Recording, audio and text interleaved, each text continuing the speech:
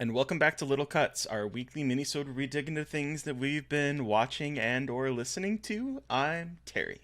And I am Mary Beth, and this week we are talking Santa and a Hammer, revisiting cannibals, a terrifying short film, a whodunit sequel, a sci-fi horror prequel, and a killer doll who comes back to life. Hell yeah, we got a lot. Got a lot to cover.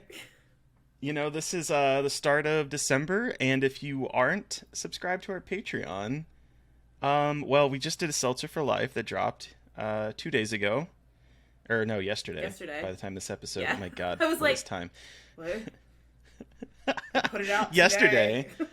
And then next week, we're going to have a 2-hour deep dive into Soft and Quiet. We have a lot of thoughts. A lot of thoughts. It's a good time. And then the week after that, we are doing a kind of fun little spoiler mini-sode on Barbarian, kind of digging into that. So there's a lot coming your way. So make sure you are subscribed. Yes. To our Patreon to help support us and defray the cost of podcasting, because it's a lot of money for those that don't know. It is. Please and thank you. Help us. Please. Help us. Help. Please. Help us. Let's get into the Christmas spirit though, Mary Beth. Let's talk about Santa and a Hammer. Ho, ho, ho. I saw Violent Night. The new film where David Harbour plays Daddy Santa Claus, and he kicks ass. You can kick my ass any day. Yeah, there is a lot of, like, he has a top knot. He takes off his shirt at one point. Like, it's a whole thing. So the film starts off with a drunk Santa having and hawing about how kids only care about, like, video games and getting stuff this year. And it turns into a movie about Santa trying to help a family who is being held, a very rich family being held hostage for money by, like, a group of, like, mercenaries. It's very weird. I had a lot of fun. It's way too long. It's trying to do way too much. It's really dumb, but it's fun. Like, it's...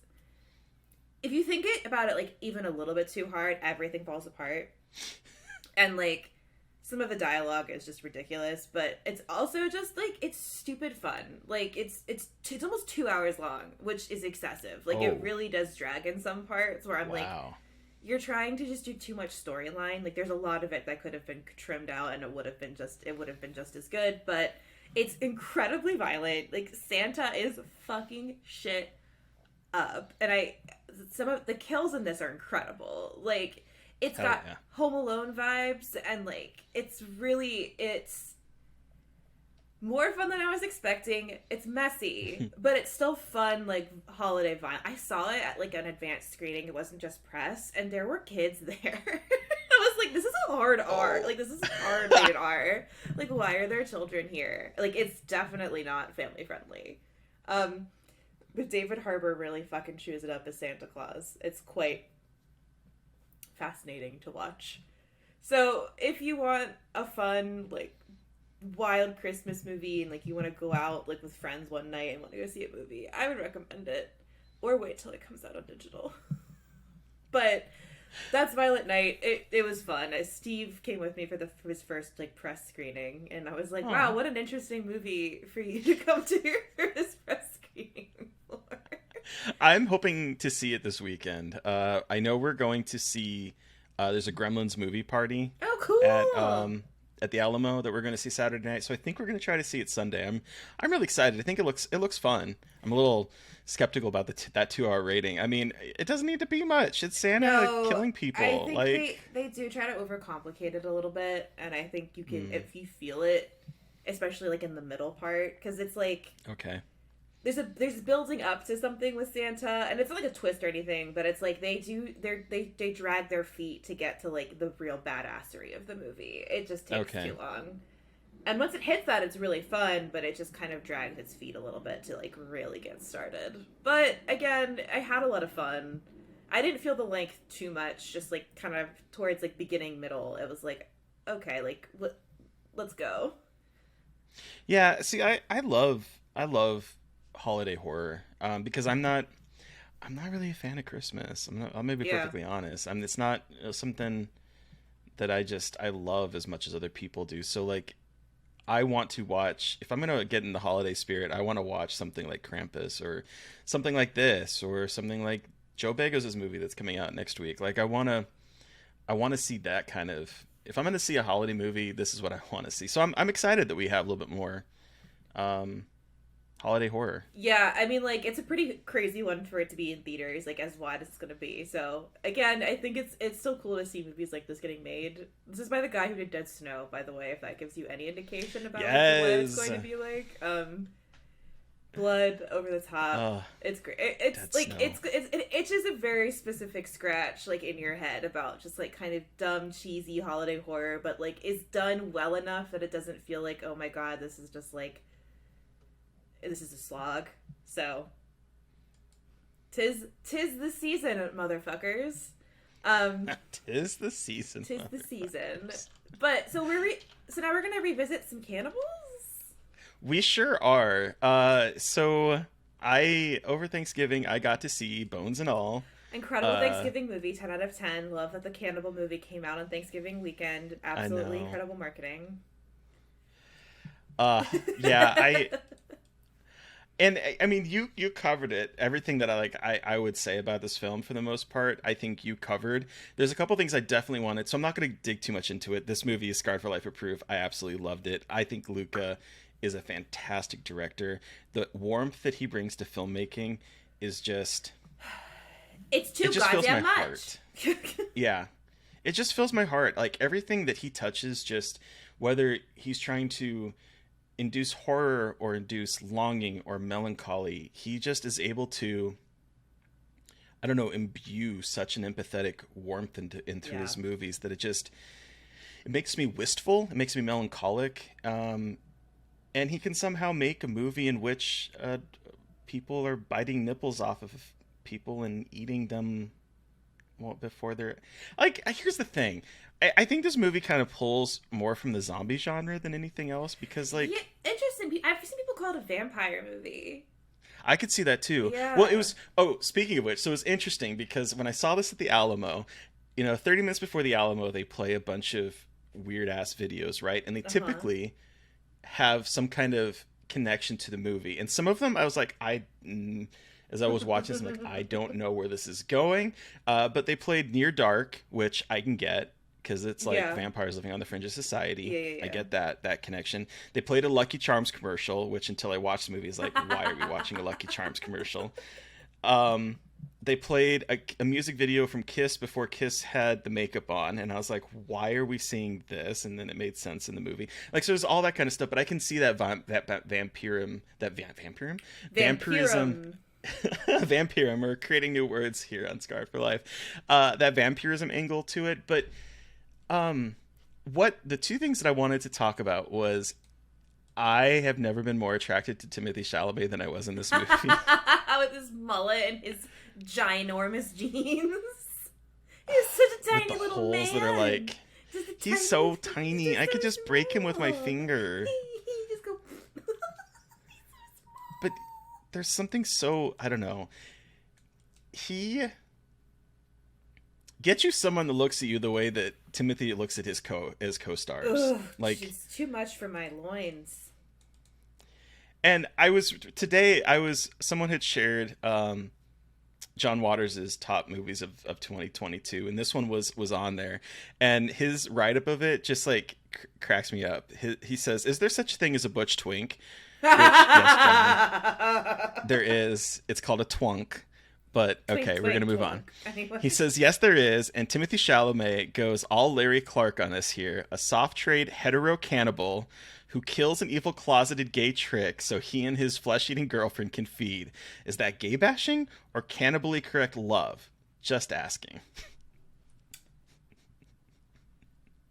Yep. Yep. But the other thing that I really wanted to talk about, and just very briefly, is the score, which is by Nine Inch Nails, Trent Reznor, and Atticus Ross. Love them. And I think that this score is so unlike them. it I definitely didn't I realize it can. was them until like after. I was like, that's nothing. I'm supposed to think like a little heavier, more kind of Hmm. industrial sound. So it was really, Hmm. yeah. And you can see some of that. Like the one thing that I really liked about the score is the way that it builds tension.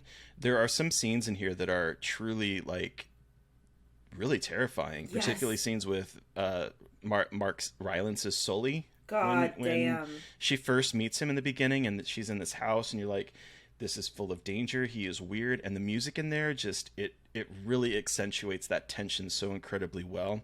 But then there's a lot of warmth to this score, which surprised me. It shouldn't surprise me because there's some tracks in Trent Reznor's vast overture that are full of warmth and calmness, but I'm not used to that in his film scores. And there are some moments in here. There's a moment towards the very end where we actually hear Trent singing, and I was like, oh, well, first of all, I miss hearing that, but it's like such a tender moment in the film that I just, yeah, Yeah, the music in this blew me away.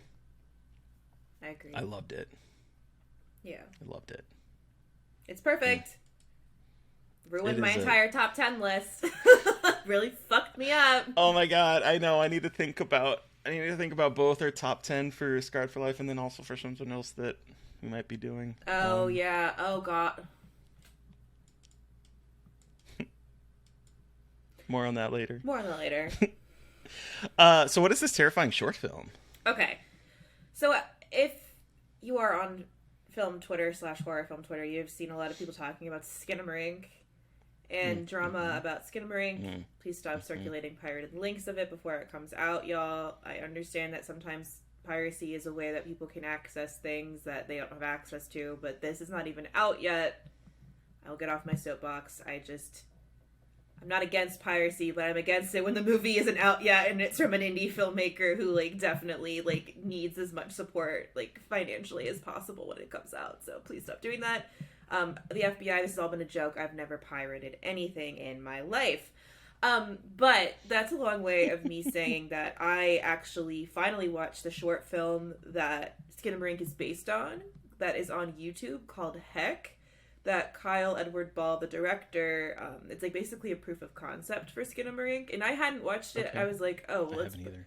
probably just it is like very similar to Skinamarink, but it's about like 28 minutes long. It's on his YouTube channel. I'll link it in the show notes for everyone if they want to Okay, check it cool. out, because that is, I'm bringing this up because people want to see Skinamarink, but what you can do to kind of get prepared is watch this 28-minute long short film that it is, it's kind of stretching the bounds of what we think of with a short film.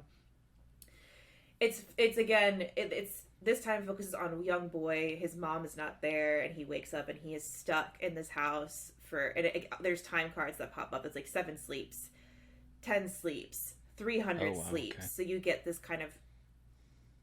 You see that it's like, time is progressing. Time is still progressing, and he is trapped in this house because in Skinamarink we have 2 kids trapped in a house and can't get out. So it's again a very similar vibe. You don't see the kid ever. It's all like, the camera is focused on TV playing cartoons or like corners of the room. It's bathed in blue light. It's just so incredibly off-putting, and it's wild watching, because I have the same feeling when I watch Skinamarink, but watching Heck, it's just really wild how Ball is able to conjure up these like very specific experiences from when you wake up in your parents' room and the TV is still on, and this staticky, and there's like a very specific glow in the room, and there's just like, it's such a haunting experience. And I found myself looking at my phone because I was so freaked out. I didn't want to look at the computer, like at my screen.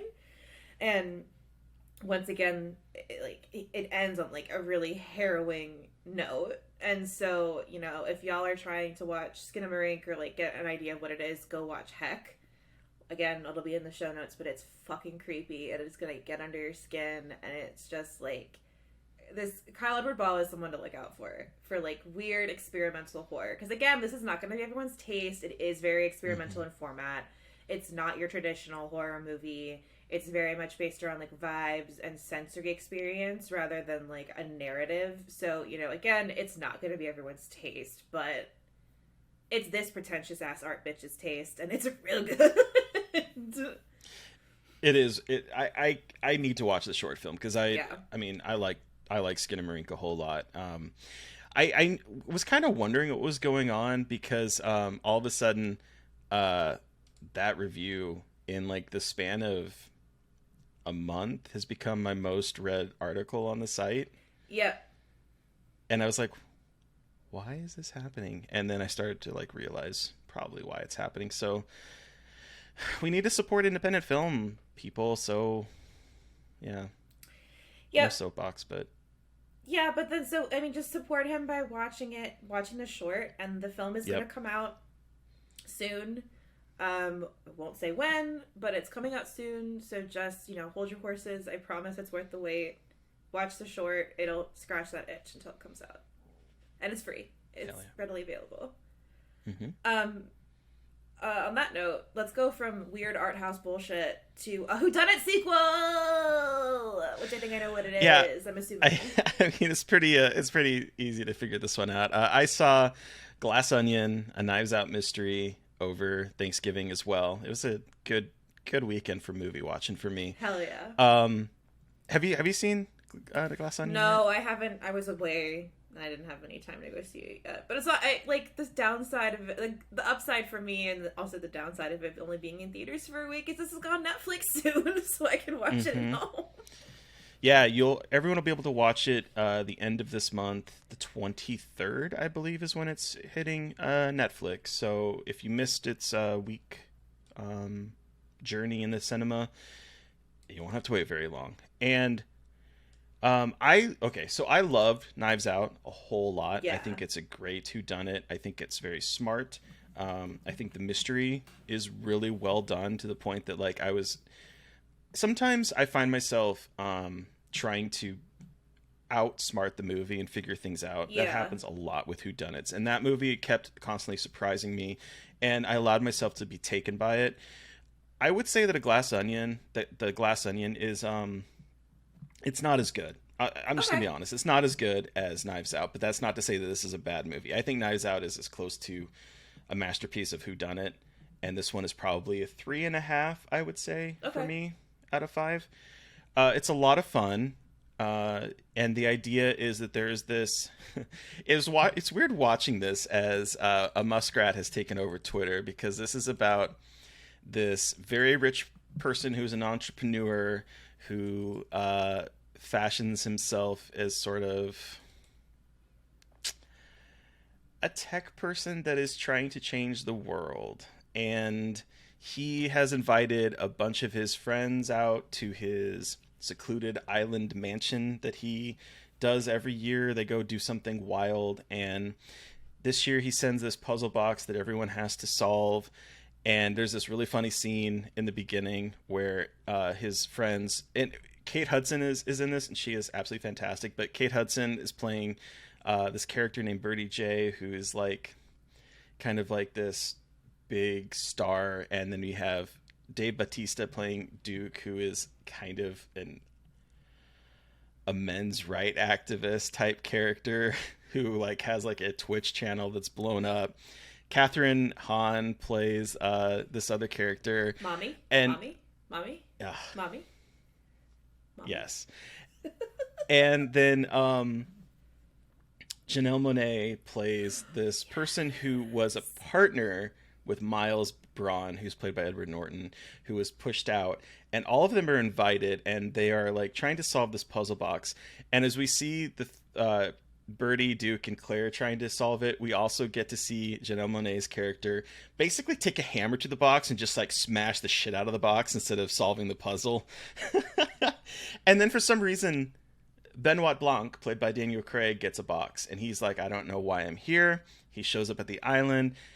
Turns out Miles doesn't really know why he's there because he didn't send him a box. And so they're all on this island for a murder mystery party.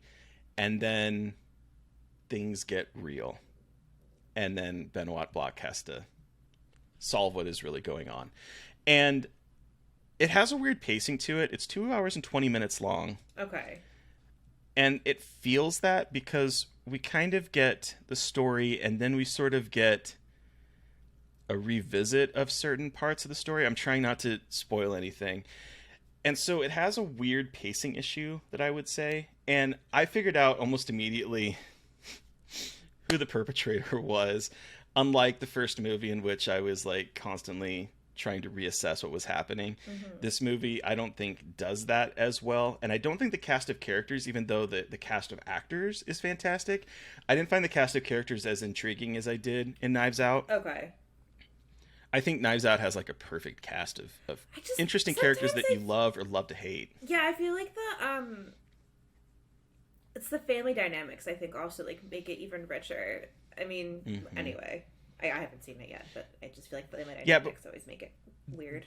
They do, and I don't feel like we get to know most of these characters very much. They're very much a cipher, or like a character, like men's right activist, movie star. Like these are the kinds of things that we're getting, and so I don't feel like they're as interesting as the characters, and we don't get that kind of one-on-one interrogation or anything, so I don't feel like we really get to know these characters as much as we did the family at Knives Out.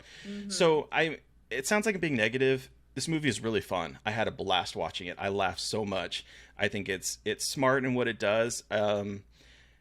It kind of surprises a little bit in some of the complications that arise. It's just, I think Knives Out is just almost a perfect movie. Yeah. So, but it's good. I can't wait for people to see it. It's just like fun. It's like a fun. I feel like it's a good time for that kind of movie to come out. Holiday whodunit kind of scenario. I mean, Daniel Craig never gets to be funny like he does in these movies. It's so cool to get. And he's so funny in this. Funny, and like not just like a very strict-looking British man, but he gets to like chew scenery, and it's really cool to watch him get to be in movies like that. It's a joy. He's a funny guy. He's good at comedy. He really is. And I wasn't sure how I was going to feel, because I felt like they were centering Benoit Blanc a little bit more in this one than they did in the first one, and they do. And I was like, I'm not sure how that dynamic's going to play out, because sometimes you get a little too much of something. Yeah. But he is one of the best parts of this movie. Him and Janelle Monáe are two of my favorite parts of this, followed very closely by Kate Hudson. And then there's some really fun cameos that I'm not going to spoil. That just like, it's good. So it's a lot of fun. I think everyone will really enjoy it. It'll be a good movie to watch while you might be stuck home with family members over Christmas. So hell yeah. And then also you're talking a sci-fi horror prequel? What is don't actually think I know what this is. This is a last minute addition because I didn't know this was a thing until today, and then I found myself listening to all 6 episodes. It is a limited podcast series called the Callisto Protocol HELIX Station. Oh. And it is a prequel to the video game, which is being released as of this episode drop. And it is a podcast audio series starring Gwendolyn Christie, Michael Ironside, Kevin Durand, who is not as well known, but we will know him as the murderer in Tragedy Girls, right? Tragedy Girls. Yeah. And it serves as a prequel story to the video game that is out now. All 6 episodes are out. It follows these two, they call them skip tracers, which I guess is like the futuristic version of a bounty hunter. Played by Percy, played by Gwendolyn Christie, and Kane, played by Michael Ironside, who it opens up in the middle of them trying to capture one of their bounties, who is like this deranged person that has been capturing people and basically giving them lobotomies and then forcing them to eat each other. Like that is the opening sequence of this story, and it's audio, so all we hear is like, recommend wearing headphones with this one because the audio is in, they say 3-dimensional, but I could tell like it felt like it was around me. It really immerses me in it because there's a lot of sound effects. It's not just like an audiobook. There's a lot of gnarly sounds. There's a lot of like pew pew pewing and all that kind of stuff. A lot of what? I'm sorry, what? Pew pew pewing. Pew pew pew.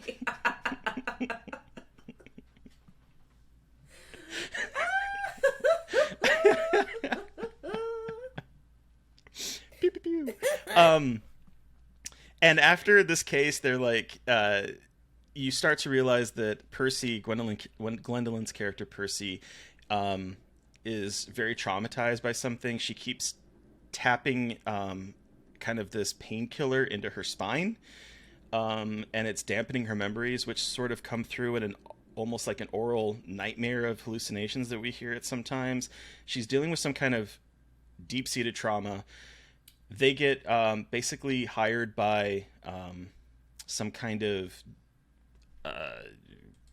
police thing to like go back to this station called the Helix station, which turns out they're hiring her because Percy, whatever her trauma was, took place on the Helix station, which is now this dead zone of a place where it's nuclear radiated. No one has been there for 20 years, and someone has escaped from some prison and is hiding out there, and they want them to go get this person back.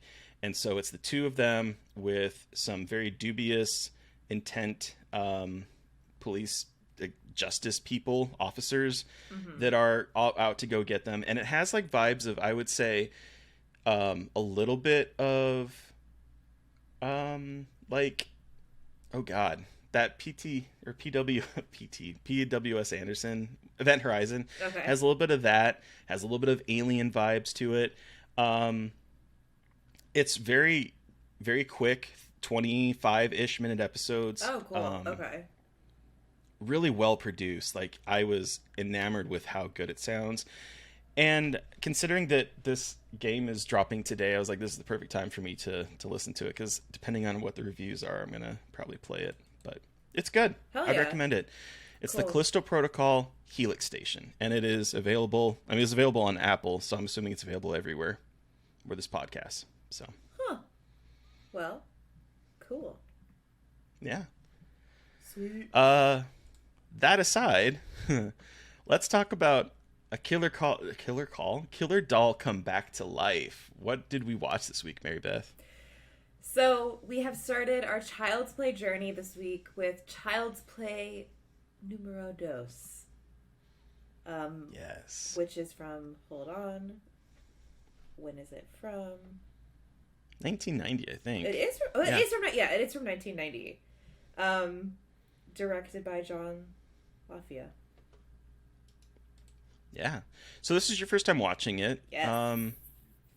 Well, okay, so very briefly, this takes place, I think, like 2 years or a little bit after. Yeah. The first one. Andy's mother is now in a psychiatric hospital. He's been placed in foster care, and we're picking up with him at a new foster family. And it goes from there. But this was your first time watching it. So what did you think, Mary Beth? Absolutely adore. 10 out of 10. Better than Child's Play, in my opinion. Yep.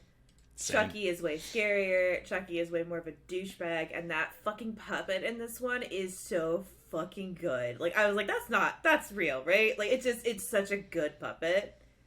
And the ending sequence in the factory. Perfection. So good. And Kyle is top final girl of all time. Forever and ever, amen. Kristen Elise, that's her name? Kristen Elise, I think her name is. Yes. Yeah, obsessed. Love it.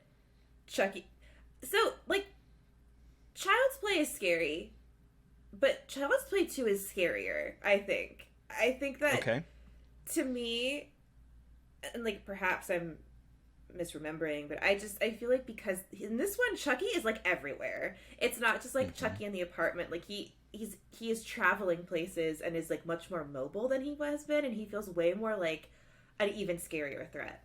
Like, he's not just a doll in this one to me, like, and they make him so scary. Like, they you know, the inherent concept of, like, a killer doll that looks like Chucky is pretty silly, but in this one, they make him, like, I think even scarier and, like, more of, like, a human threat than I think in the first one. I think it's kind of comes into the character's own in this a lot, and he is just 10 times scarier and meaner, and I think they don't pull any punches in hurting the kid again either. Like, this kid is like put through the ringer, and also this is a really, I mean, it's about foster care. It's 2 kids in foster care who have, like, been fucked over by trauma, and poor kid is, like, trying to tell people that there's a goddamn killer doll, and everyone just thinks he's a psycho, and it's just a lot of this kid feeling completely alone and, like, gaslit, and it's pretty troubling if you think about it. Like, it's a pretty troubling movie as the kid is, like, trying to cope with his trauma, and everyone thinks he's a psychotic kid, but he's like, no, but but for real. Yeah, I think like I'm glad that you said that about Chucky because my note when I'm looking back at my notes that I took while rewatching this one, and I said Chucky feels like a real person in this one, more personality and an actual Yeah. character. And I think that this is the time that we get to see Don Mancini inject more of his probably story into it because Yeah. the first one was a story by him, but then the screenplay was by John Lafia, who directed this one, and also Tom Holland. Mm-hmm. And if I remember correctly, I believe there were some things that were added that maybe Don wasn't too happy with, but Okay. we've already established sort of like the kind of principle behind it and what's Yeah. happening. So then he just sort of ran with it. But I Mm-hmm. feel like this script is a lot better than the first one. I Yeah. think that it makes it makes Chucky more of an interesting character than just like Yes. a murderer stuck in a doll. Like there's some humor. I think we can start to see like some of the humor that I think the series becomes known for. I love the point where because there's more good guy dolls, and there's one at the foster home that Andy is living at named Tommy. Yeah. And there's a point where Chucky gets rid of Tommy, and he's like, "Hi, I'm Tommy." It's like he says that as opposed to saying, "Hi, I'm Chucky," right? And so I think there's like more moments of that where we get to see sort of like the little twinkle in the eye of Chucky that he's Yeah. not that he's a little bit more than just a serial killer. Yeah, again, I think Brad Dourif has so much more room to play with this one too. Hmm. It feels like he's hamming it up even more, like with the laugh, and I just think that again, this is like where Chucky feels like Chucky even Yep. more. It's like it's fucking great. And again, that at the end in the toy factory, just all of the bits and like the colorful kind of plastic, almost Willy Wonka feel of it versus all the violence. And it like Chucky refuses to die and is like covered in blood and is dragging his body across the floor, and it's like darkly funny and also kind of fucking creepy, and it's just I heard it was really good, so I'm excited that it lived up to that, and it really is a fucking blast.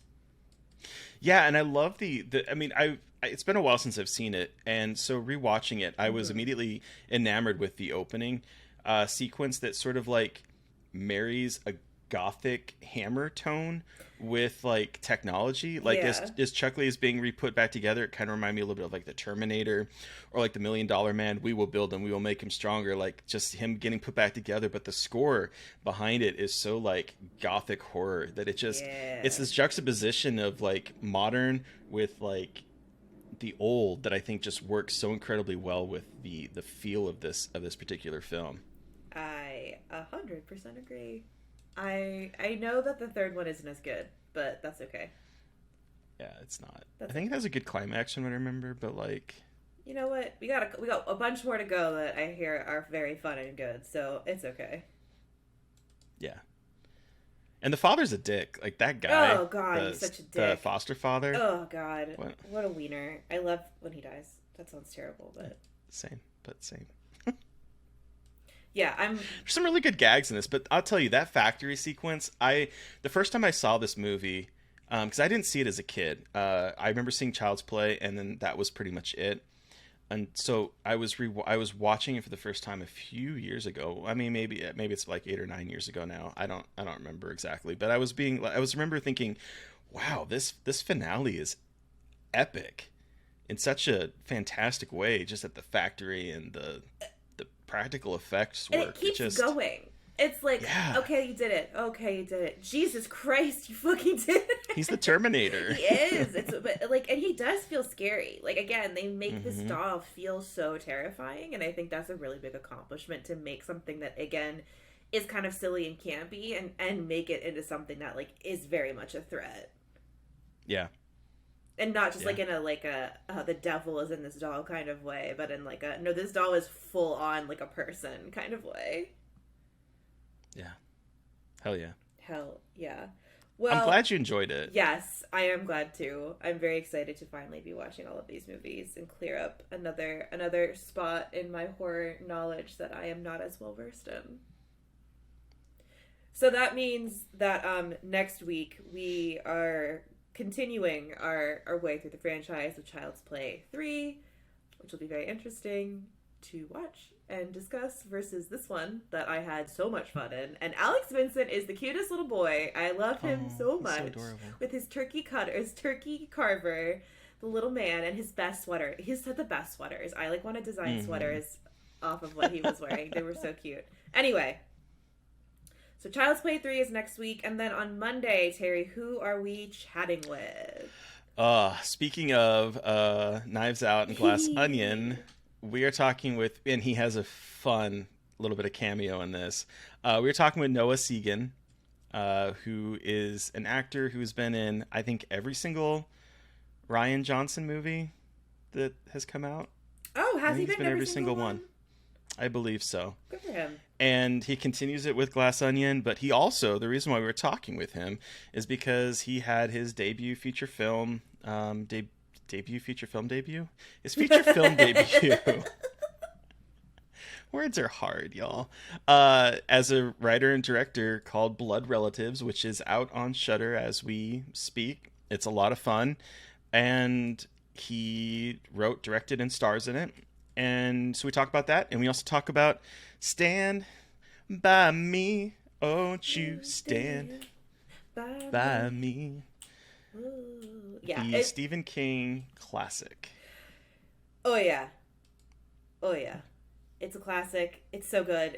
We talk a lot about sadness and growing up and realizing what it's like to be a grown up. It's really good. So get ready for that. But listeners, you have heard from us. We want to hear from you. Did you watch or listen to anything that we talked about this week and have thoughts? Do you have suggestions for movies we should be talking about? Send us an email at scarredforlifepodcast@gmail.com, or you can reach out to us directly on Twitter. I am at MB McAndrews. And I'm at Gaily Dreadful. And of course, don't forget to follow the podcast on Twitter at Scarred Podcast. Please don't forget to review, rate, subscribe, and join us on our Patreon. As we said at the top of the show, we have a lot of content coming your way this month, so come join us. Come join us. We're funny. And then you can watch the video versions of these, where we make funny faces that you can't see. Pew, pew, pew.